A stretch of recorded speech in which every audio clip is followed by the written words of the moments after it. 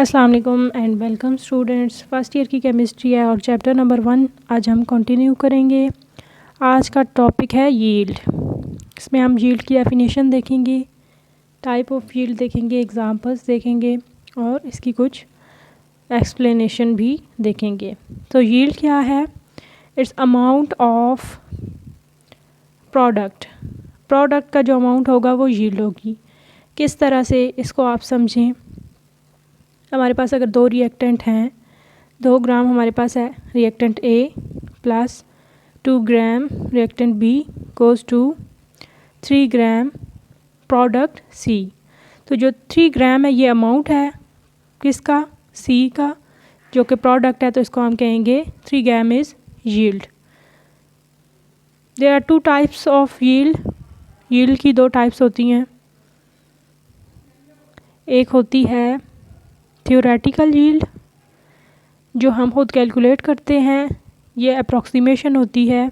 और एक होती है एक्चुअल यील्ड, जो कि किसी भी केमिकल रिएक्शन के दौरान हमें असल में प्रोडक्ट मिलती है, उसका जो अमाउंट होता है वो होती है एक्चुअल यील्ड। और थ्योरेटिकल यील्ड वो होती है जो कि हम खुद कैलकुलेट कर सकते हैं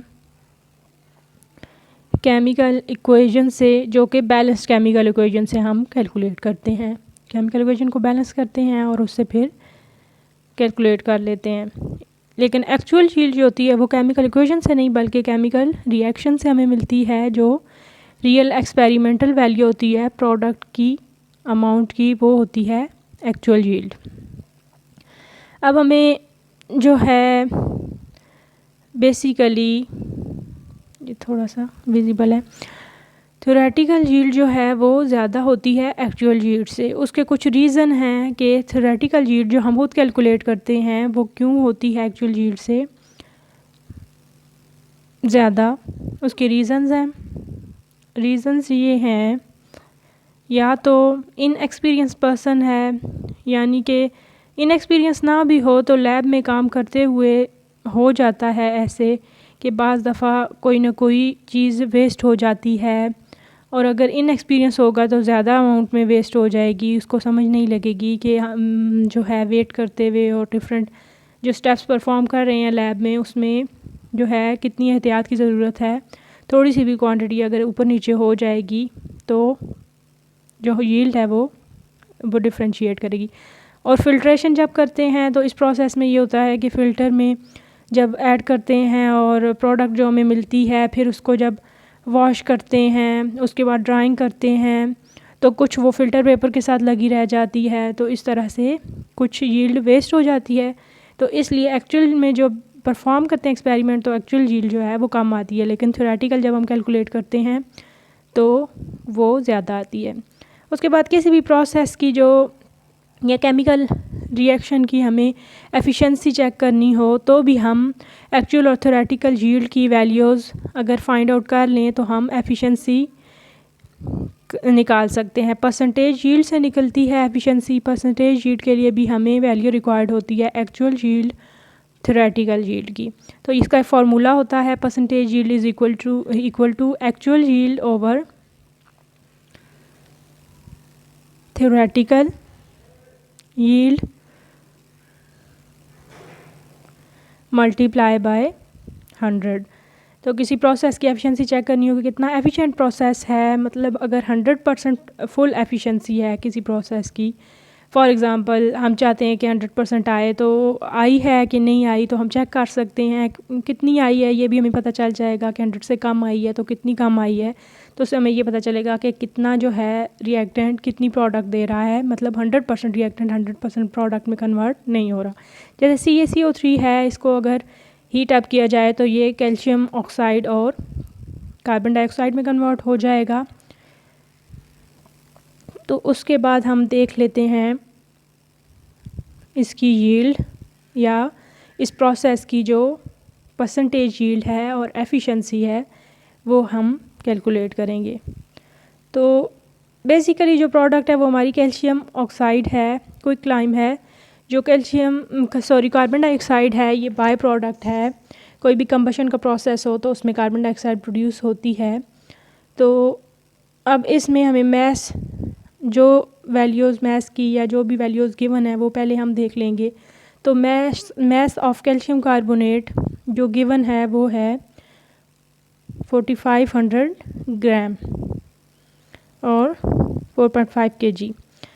फिर मैथ्स ऑफ CaO जो है हमारे पास वो 2500 ग्राम है। यानी कैल्शियम कार्बोनेट को जब हीट अप किया गया या बर्न किया गया, कंबशन की गई, तो हमारे पास कैल्शियम ऑक्साइड जो है वो आया 2500 ग्राम।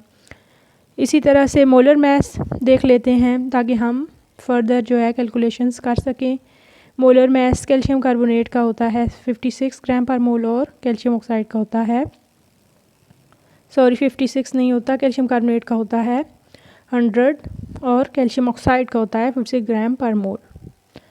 सो अब हम करेंगे फर्दर कैलकुलेशंस। तो वैल्यूज़ हमें मैस और मोलर मैस की गिवन हैं, तो हम कैलकुलेट करेंगे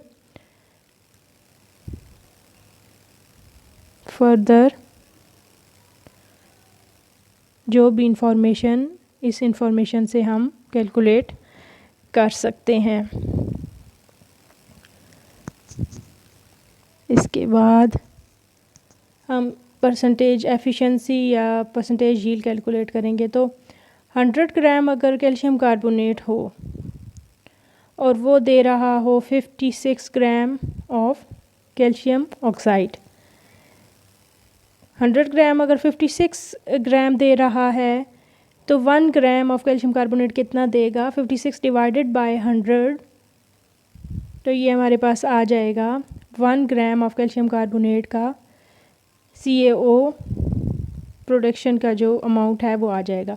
अब अगर 4500 ग्राम है हमारे पास कैल्शियम कार्बोनेट, तो वो कितना देगा, तो जो वैल्यू 1 ग्राम की आई थी उसको मल्टीप्लाई कर देंगे 4500 ग्राम से,